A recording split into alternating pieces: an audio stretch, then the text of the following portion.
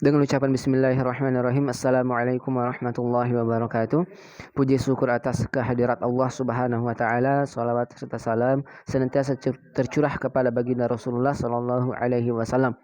Halo teman-teman, perkenalkan nama saya Muhammad Yunus dari IAIN Palopo, Prodi PIAUD. Nah, baik teman-teman, pada kesempatan kali ini saya akan membawakan materi tentang tujuan pendidikan. Nah, sebelum itu, saya akan membawakan definisi pendidikan menurut beberapa pendapat. Yang pertama, teman-teman, saya membawakan pendapat definisi pendidikan menurut Kamus Besar adalah proses pengubahan sikap dan tata laku seseorang atau sekelompok orang dalam usaha mendewasakan manusia melalui upaya pengajaran dan latihan, proses perbuatan dan cara mendidik. Yang kedua, teman-teman, menurut Edward Humray, pendidikan adalah sebuah penambahan keterampilan atau pengembangan ilmu, pengetahuan dan pemahaman sebagai hasil latihan dan studi atau pengalaman. Sedangkan menurut Ki Hajar Dewantara, sebagaimana dikutip Alisuf Sabri, bahwa pendidikan adalah menuntun segala kekuatan kodrat yang ada pada anak agar mereka sebagai manusia dan anggota masyarakat dan mencapai keselamatan, kebahagiaan yang setinggi-tingginya. Sedangkan menurut Dirikaya, pendidikan adalah upaya memanusiakan manusia muda. Dalam hal ini saya juga akan mengutip definisi pendidikan menurut Bapak Dr. Munir Yusuf SAG MPD. Beliau mengutip hadis Rasulullah Sallallahu Alaihi Wasallam yang artinya tidak ada yang terlahir kecuali dalam keadaan fitrah atau membawa fitrah, maka kedua orang tuanya lah yang menjadikannya Yahudi, Nasrani ataupun Majusi. Nah, apa sih fitrah itu? Fitrah adalah potensi dasar. Fitrah adalah potensi dasar, suatu potensi diri yang masih harus dikembangkan hingga mencapai tahapan-tahapan yang jika terus-menerus dikembangkan akan mencapai titik tertinggi. Maka dari itu beliau menyimpulkan bahwa pendidikan adalah sebagai usaha mengembangkan potensi fitrah insania menuju tercapainya insan paripurna. Nah, apa tujuan pendidikan itu sendiri? Kita akan memasuki teman-teman materi inti apa tujuan pendidikan itu. Dalam Undang-Undang Nomor 20 tahun 2003 tentang Sistem Pendidikan Nasional. Tujuan pendidikan nasional adalah berkembangnya potensi peserta didik agar menjadi manusia yang beriman dan bertakwa kepada Tuhan Yang Maha Esa, berakhlak mulia, sehat, berilmu, cakap, mandiri, dan menjadi warga negara yang demokratis dan bertanggung jawab. Berikut macam-macam tujuan pendidikan. Macam-macam tujuan pendidikan teman-teman di sini terbagi menjadi dua. Yang pertama, tujuan umum. Rumusan tujuan umum pendidikan merupakan rumusan tujuan pendidikan yang bersifat luas dan mencakup seluruh hakikat kemanusiaan secara universal. Tujuan umum pendidikan biasanya dirumuskan dengan memperhatikan aspek-aspek yang bersifat universal. Adapun yang kedua, teman-teman, tujuan khusus. Tujuan khusus pendidikan merupakan penjabaran yang bersifat detail dari rumusan tujuan umum pendidikan. Tujuan khusus biasanya ditentukan karena adanya faktor-faktor lain, sehingga tujuan pendidikan yang akan dicapai menjadi bersifat khusus pula. Misalnya perbedaan.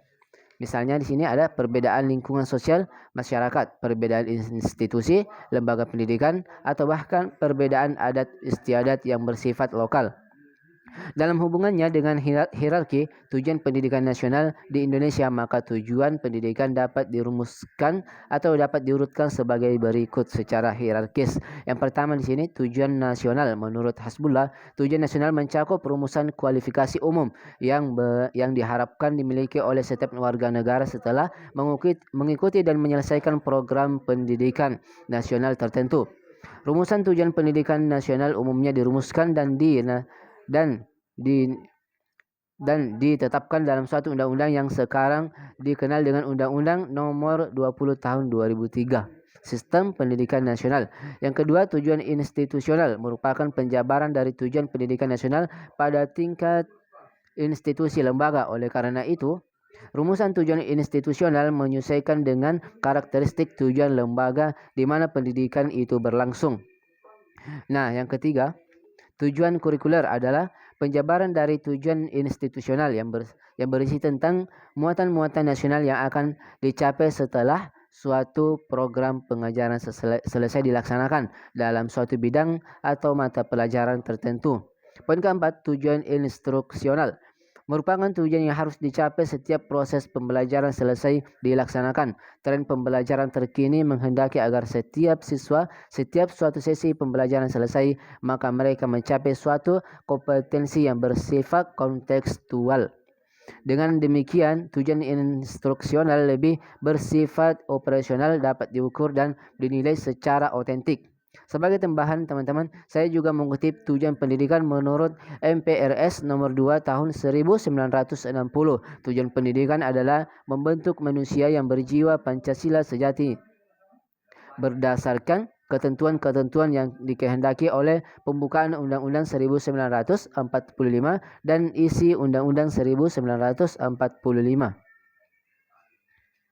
Berikut teman-teman di sini, menurut Undang-Undang Dasar Nomor 2 Tahun 1995, tujuan pendidikan adalah untuk mencerdaskan kehidupan bangsa dan mengembangkan manusia yang seutuhnya, yaitu bertakwa terhadap Tuhan Yang Maha Esa, memiliki pengetahuan, mandiri, bertanggung jawab terhadap bangsa.